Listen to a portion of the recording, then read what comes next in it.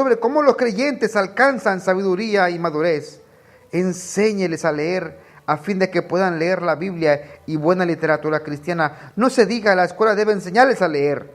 Es una labor que les corresponde a la iglesia, particularmente entre los que han pasado la edad escolar. Ayúdeles a aprender a orar. No necesita emplear palabras profundas o elevadas, sino simplemente expresar necesidades de agradecimiento compartidas sencillamente con Dios nuestro Padre. Présteles ayuda en el estudio bíblico. En primer lugar, necesitan adquirir conocimiento sobre los caminos de Dios, las verdades relacionadas con Jesús y su reino. Necesitan también saber cómo aplicar ese conocimiento, porque eso es sabiduría. Mediante el estudio y la puesta en práctica de las verdades divinas, adquirirá usted sabiduría. El salmista se preguntó a sí mismo cómo ser feliz y tener una vida pura. Se respondió diciendo que era empleando su mente para estudiar los estatutos y caminos de Dios. Salmo 119, 15, 16 dice: en tus mandamientos meditaré, consideraré tus caminos, me regocijaré en tus estatutos, no me olvidaré de tus palabras. Ahora, el salmista no era poeta y pensador. Bueno, más bien, él era poeta y pensador. Podía escribir con bellas palabras los pensamientos inspirados de Dios.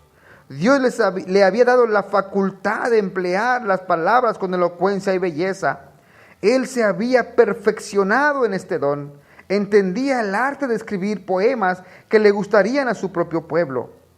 Y ese es un aspecto de la mente creadora del hombre. Dios es creador y le ha dado al hombre una mente creadora. El creyente que quiere ser como su Padre, el Creador, también debe demostrar creatividad, tanto en su trabajo como en sus pasatiempos. Cuando Moisés levantaba la tienda o carpa sagrada, que es el tabernáculo, Dios le dio ayudantes especiales. Eran hábiles artesanos, artífices. Con respecto a uno de ellos nos dice la Biblia en Éxodo 35, 31, y lo ha llenado del Espíritu de Dios en sabiduría, en inteligencia, en ciencia y en todo arte. La habilidad para narrar cuentos, hablar bien, componernos poemas, entonar canciones, pintar cuadros, hacer diseños, tallar la madera o cincelar la piedra, escribir un drama o representar en él, explicar las Sagradas Escrituras con sencillez y corrección, ver qué labores se necesitan realizar y saber hacerlas. Todo ello es un don del Espíritu de Dios. Y a nosotros se nos han otorgado dones para usar y desarrollar para la gloria de Dios y el bien de la iglesia. Ahora, ¿qué dones posee usted? ¿Conoce los cantos y poemas que son patrimonio de su pueblo? Estudie más y pídale a Dios que le ayude para crear buenas canciones y poemas. ¿Puede tocar un instrumento musical? Practique con ahínco y a conciencia. La buena música glorifica a Dios. Quizá ha llegado el momento de estudiar a fin de crear una nueva música en su cultura. La iglesia de su país necesita himnos que le hablen al pueblo mediante una música y poesía que entiendan. Recuerde lo que dijo Pedro sobre la mayordomía. Cada uno, según el don que ha recibido, ministre a los otros como buenos administradores de la multiforme gracia de Dios.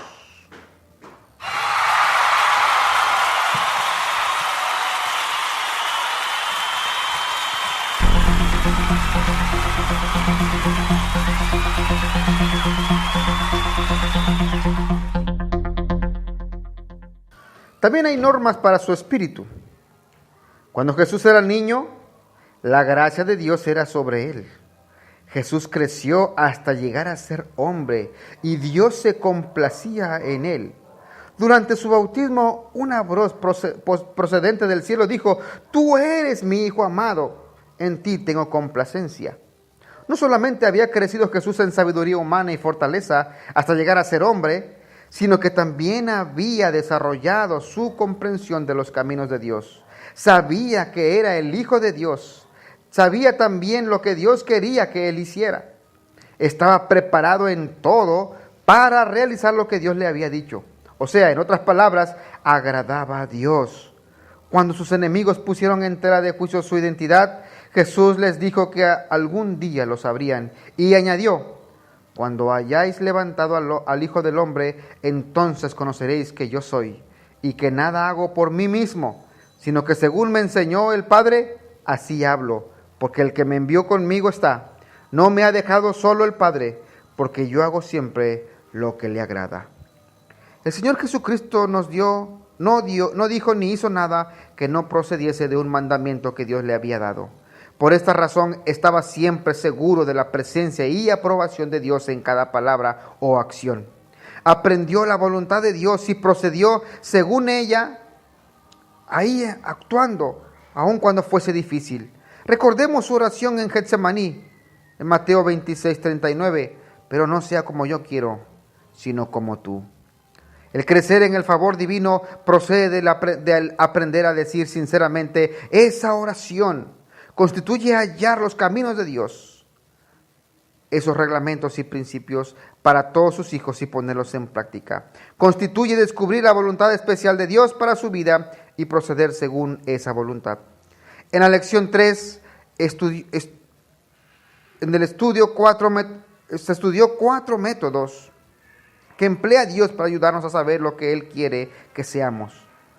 Una conciencia purificada, la palabra de Dios, los ejemplos de Jesús, las directivas del Espíritu Santo. Estos 4 métodos trabajan en armonía mientras buscamos la voluntad de Dios, inspirados por nuestros deseos de agradarle. Motivado por una conciencia pura, pidiéndole al Espíritu Santo que lo guíe, estudie la palabra de Dios y en ellas las enseñanzas y la vida del Salvador. La lectura personal de la Biblia es esencial para el crecimiento cristiano. Los judíos de Berea, a quienes les predicó Pablo con respecto a Jesús, constituyeron un buen ejemplo para nosotros. Lo puede encontrar ahí en Hechos 17, 11 y 12. Dice que recibieron la palabra con toda solicitud, escudriñando cada día las Escrituras para ver si estas cosas eran así. Así que creyeron mucho de ellos. Observe cómo leyeron estas personas. Lo hicieron con solicitud, es decir, con diligencia. Cada día, en otras palabras, continuamente para ver con un propósito definido y creyeron de buena voluntad. Si quiere crecer en lo espiritual, el creyente debe también estudiar la palabra todos los días, buscar la voluntad divina y prepararse para ponerla en práctica. Además del estudio personal de la Biblia, el creyente tiene a su disposición otro don de Dios que le prestará ayuda: pastores y maestros. Estos hombres, en virtud de su estudio y experiencia, comparten con otros creyentes un discernimiento que se les da en la palabra de Dios. Presentan el mensaje de Dios a fin de edificar o fortalecer al pueblo. Aquellos que aceptaron al Señor Jesucristo el día de Pentecostés se dieron cuenta de que necesitaban instrucción de parte de aquellos con mayor instrucción en la fe. Y perseveraban en la doctrina de los apóstoles, en la comunión unos con otros, en el partimiento del pan y en las oraciones. Estos creyentes aprendieron de los apóstoles a quienes habían enseñado Jesús y eran llenos del Espíritu Santo. Los creyentes en la actualidad necesitan maestros y pastores que sepan la palabra de Dios y estén llenos del Espíritu Santo. Las Sagradas Escrituras nos dicen que debemos obedecer y sujetarnos a tales dirigentes y estar agradecidos por sus enseñanzas. Pero no solamente los pastores quienes enseñan en la iglesia local. Puesto que la iglesia es el cuerpo de creyentes, todos ellos deben ejercer el ministerio de animar y testificar. Mediante nuestra conducta y nuestras palabras podemos enseñarnos mutuamente. El apóstol Pablo nos hace la siguiente exhortación: que la palabra de Cristo more en abundancia en vosotros, enseñándoos y exhortándonos unos a otros en toda sabiduría, cantando con gracia en vuestros corazones al Señor con salmos e himnos y cánticos espirituales. Colosenses 3:16. Cuando los creyentes se reúnen, pueden compartir sus conocimientos acerca de los caminos de Dios. Un impresionante ejemplo bíblico de lo que acabamos de decir se relaciona con el talentoso predicador Apolos. Aunque sabía las Sagradas Escrituras y los hechos acerca de Jesús, al parecer, él no estaba lleno del Espíritu Santo. De manera que Priscila y Aquila le tomaron aparte y le expusieron más exactamente el camino de Dios. El ministerio de Apolos fue transformado en virtud de ese acto de compartir. Es importante observar también la humildad de Apolos. Él tenía un espíritu dispuesto a aprender. Aceptó las instrucciones que le impartieron otros. Aunque era un predicador importante y elocuente, Si nos oponemos a las enseñanzas, no aprenderemos de la palabra de Dios, ni de lo que otros puedan enseñarnos. Debemos estar preparados para obedecer. Debemos desear sinceramente seguir los caminos de Dios. ¿Recuerda la ilustración del manual de reparaciones con que comenzamos esta lección? ¿Se acuerda? Qué tonto sería si leyera el manual y luego me negara a hacer lo que él dice. Podríamos decir lo mismo de la palabra de Dios. Para agradar a Dios, para alcanzar su favor, tenemos que obedecerle, así como lo hizo nuestro Señor Jesucristo. Por mucho que hayamos crecido viviendo para Dios, la Biblia nos dice que aún queda lugar para el crecimiento. Os rogamos y exhortamos en el Señor Jesús que de la manera que aprendisteis de nosotros, como os conviene conduciros y agradar a Dios, así abundéis más y más. Primera de Tesalonicenses 4:1.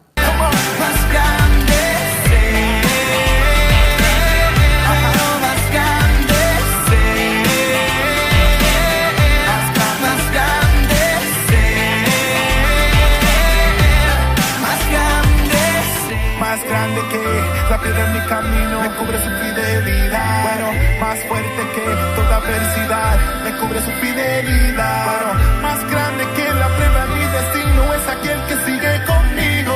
Y la montaña está ahí, pero más grande es Él. Más grande es Él. Más grande es Él. Más grande es Él. Más grande es Él. También hay normas para sus relaciones sociales. Jesús era un hombre popular entre la gente. Las madres traían a sus hijos para que el Señor los tocase. Los hombres dejaban sus casas y trabajos para seguirle durante su ministerio. Aunque tenía muchos enemigos, no fue porque fuese cruel, orgulloso o malvado.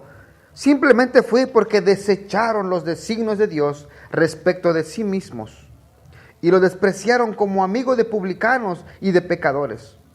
Los primeros creyentes eran como su maestro. Se preocupaban de los enfermos y pobres. Comían juntos con alegría y sencillez de corazón, alabando a Dios y teniendo favor con todo el pueblo. ¿Podemos vivir de tal manera que agrademos tanto a los hombres como a Dios? El apóstol Pablo parece decir que estas cosas se oponen. Pues, ¿busco ahora el favor de los hombres o el de Dios? ¿O trato de agradar a los hombres? Pues si todavía agradara a los hombres, no sería siervo de Cristo. En Gálatas 1:10 lo dice. Pero aquí el apóstol Pablo nos habla de adaptar su enseñanza, el inmutable evangelio de Cristo, a los deseos de hombres pecadores. Eso no lo podemos hacer nosotros como creyentes. No podemos cambiar nuestras creencias ni nuestro comportamiento justo para agradar a otros. De ninguna manera. Debemos obedecer en primer lugar a Dios. Por el amor a Dios obedecemos las leyes que promulgan los hombres, según nos dice el apóstol Pedro, porque esta es la voluntad de Dios, que haciendo bien hagáis callar la ignorancia de los hombres insensatos. Somos testigos ante los demás en virtud de nuestras buenas obras. Pablo se sentía feliz de encomiar a los creyentes de Tesalónica por su amor fraternal. Los anima a ser aún más. Lo dice ahí en 1 Tesalonicenses 4:11 y 12, y que procuréis tener tranquilidad y ocuparos en vuestros negocios y trabajar con vuestras manos de la manera que os hemos mandado, a fin de que os conduzcáis honradamente para con los de afuera y no tengáis necesidad de nada. Aumenta la estima que otros sienten por nosotros cuando trabajamos silenciosamente y bien, puesto que entonces no somos ni problema ni carga.